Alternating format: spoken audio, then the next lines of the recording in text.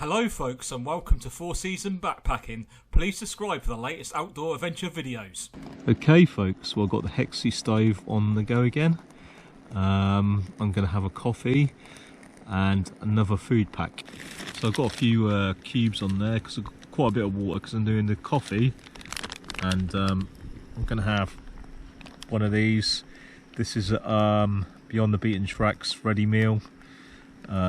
Chicken tikka and chickpeas. Not sure if I like the sounds of that, but I'm for the first time going to put it in boiling water in the pan to warm it up that way. So it'll be interesting to see how it tastes. So I'm about to open this up and put it in the boiling water on the Hexie stove. Okay folks, well I've got the pack now in the water. It's almost boiling.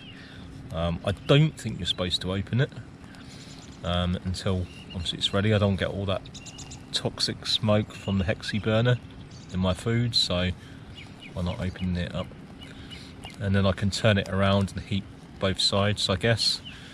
I have done this before years ago now. Someone left behind some of these types of food on the Tarn Trail in New Zealand, and I'm pretty sure I did it this way. I think I had a Hexie I had 3 stoves when I walked across New Zealand. How ridiculous is that? I actually took 3 stoves with me. Well, it tastes alright. I'm not a great fan of chicken peas, but chicken tikka rice I like. Tastes alright. It does taste nice and warm though, the food, you can tell that it would do if it was cold. Obviously, I suppose. Okay folks, as you know, I use these to keep warm. Another thing I've noticed, the last 2 nights I've been using these. They're disposable ones either. You can't reuse them, by the way. They only work once. So I bought a whole load of them with me. Enough for 3 days use. Which has worked out quite fine actually, because tomorrow's my last day and I'm going to use these tonight. It's been quite damp and raining, and I found not only do they keep you very warm, with my sleeping bags warm anyway, but because it's damp and a wet winter at the moment here in the lakes, it's been raining a lot and windy. Even with the lightweight bivvy bag I got, everything tends to get a little bit damp.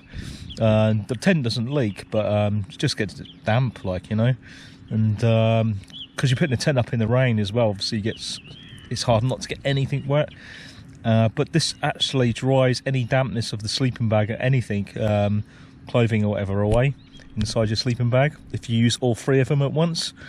So I tend to put the body warmer on my back, then the toe and hand warmers just randomly in the sleeping bag, and it seems to get rid of all the dampness. So the sleeping bag's not damp at all this morning. Don't know if you can see it folks, but there's snow up on the mountains. It must have snowed last night. It did say it would. So where I was camping the first night would have been just above the snow line. And tonight I'm supposed to be camping up on the mountains, so maybe we'll be camping in snow. So you get not actually snow. I've been here many times before when there's actually snow at the campsite and more colder winters, but there you got quite a decent snow line. Hopefully it doesn't melt today. And I head up into Patterdale to tarn. Hopefully it's not too windy either. Folks, at the Great Langdale National Trust campsite, there's yurts. This is just one of many.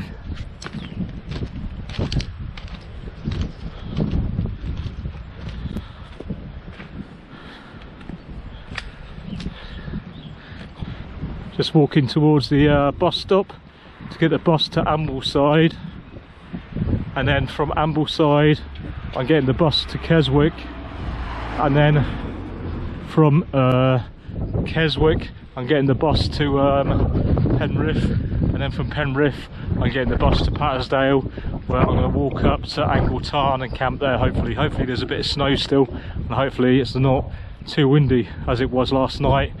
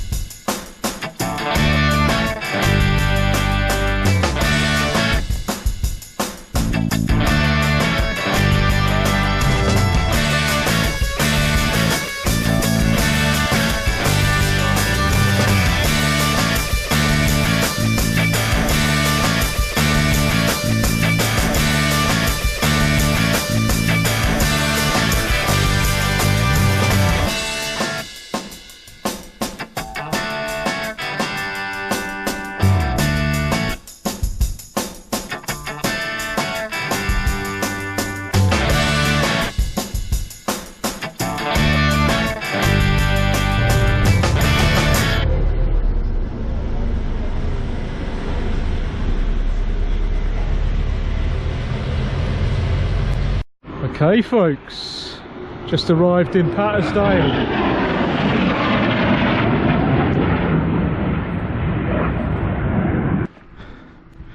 Okay folks, there's a famous Red Lion pub.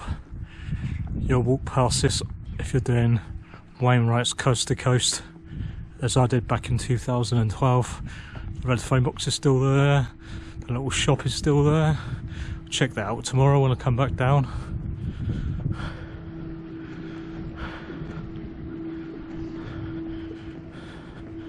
Last time I was there, 2012, I think it was spring. It's quite a warm day. There we are folks, just leaving Patterdale village, across the bridge on the coast, Wainwright's coast to coast path.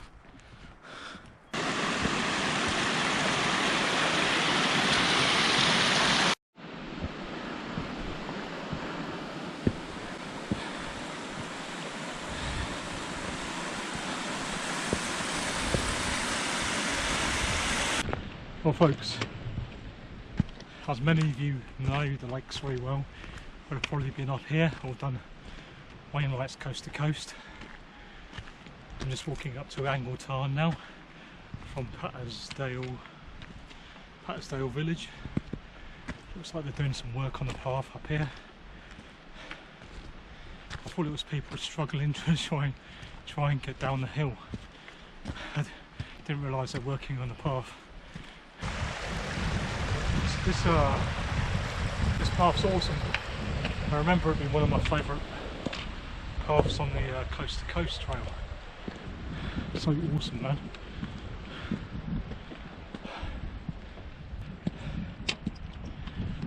So far, I'm finding this bit easy. Well, easy because I've built up a lot of strength over the years. So it's quite easy for me coming up here with this bike.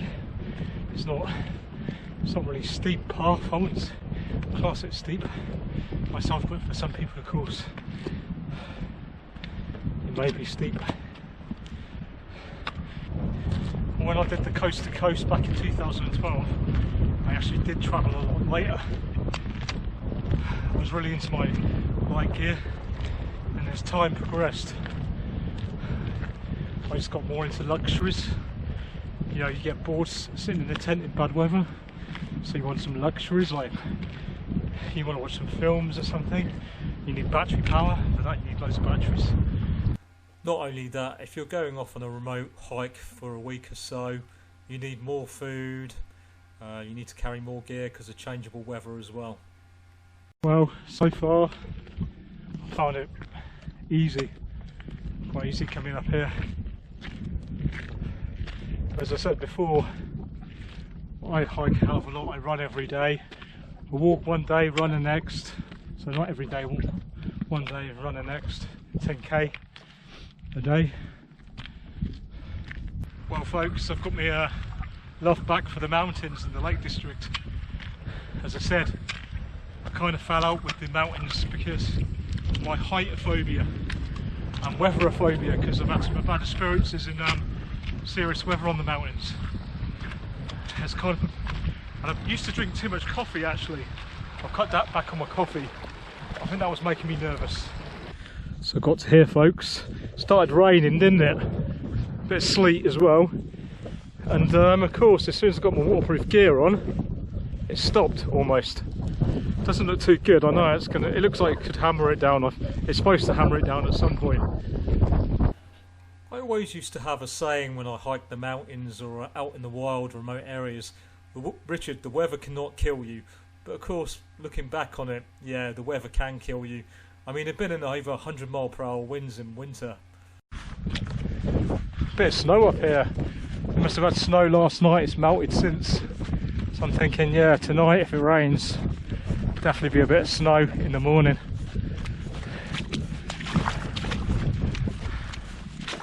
Cool. Well folks, tonight's mountain camping spot.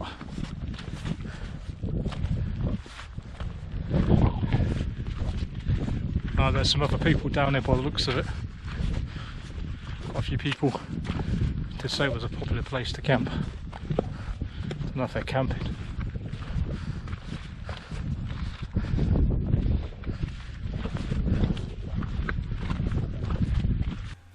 So in the end, the guys with the backpacks, it looked like they were just on a night, going on a night hike or something. It looked like they were going to camp up there, but they only had small day packs, and they just went down the side of the mountain somewhere, I don't know where. Well guys, it's a good job I got here early-ish, because I find it hard to camp in a place out of the wind. I've seen a few places, but they're in the wind, that's the problem. Okay folks, looking for a place to camp up here. It started snowing. It's wet snow though, I don't think it's going to settle. Might settle tonight though. Bag's right down there. It's just, people say this is a good place to camp out of the wind, but I can't really find anywhere out of the wind so far, and everywhere there is, it's just fucking horrible and damp. I didn't find anywhere out the winds, but luckily the wind did die down just as I was putting the tent up, to be honest. This was the best place to put the tent. So there's my camping spot folks. Snowing a little bit now actually. Tarn in Patterdale on Coast Path, Wainwright's Coast Path. This is one of the best places apparently to wild camp on your way on Wainwright's Coast Path. I remember going past it when I did it in 2012.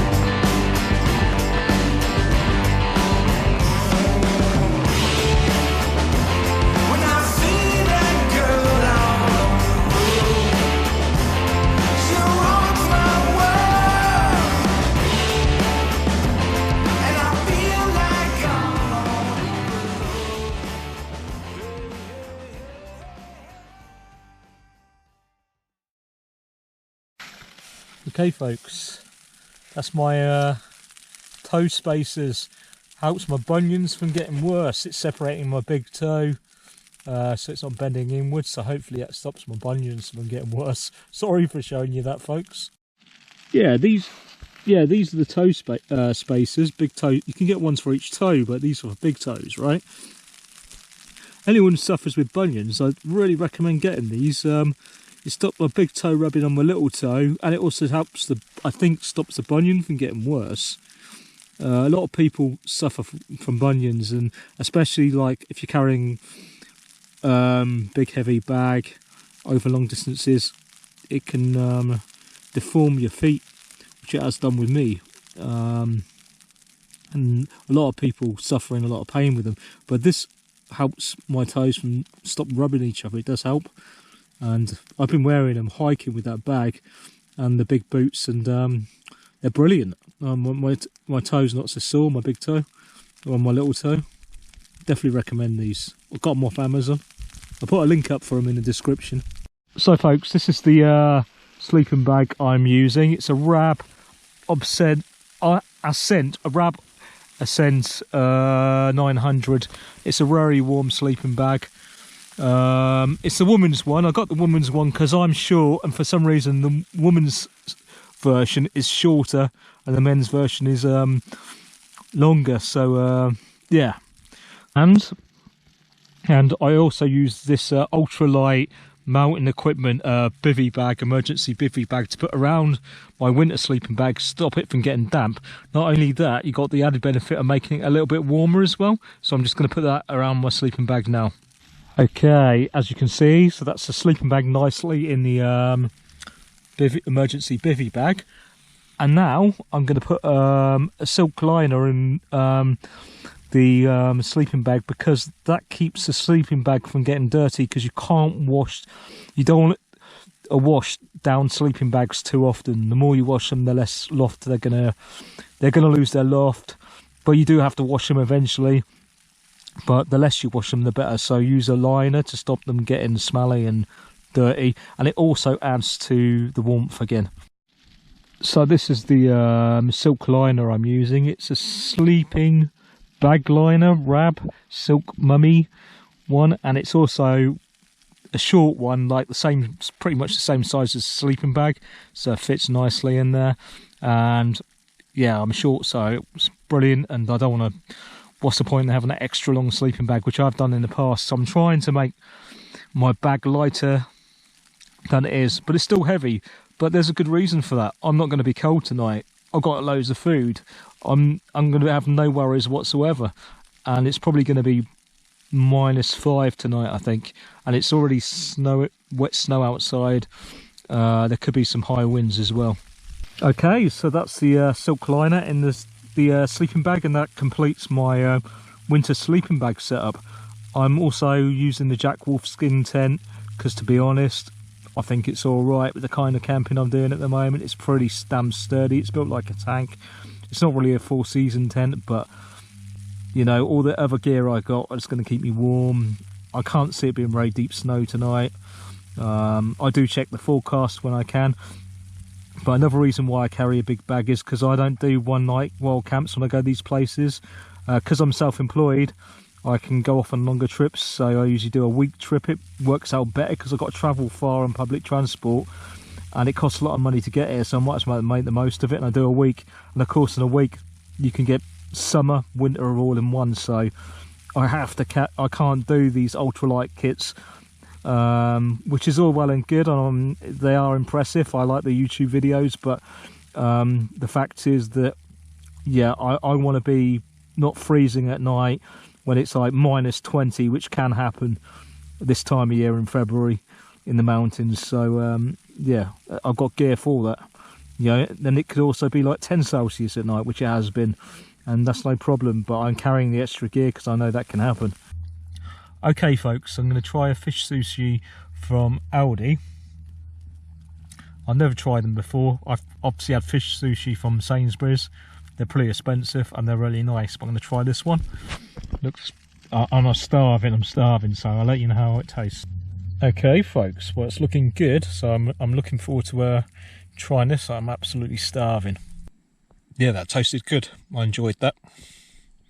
I also got a duck and chicken sushi. I've never tried that before, and this is also from Aldi, so let's see how that goes.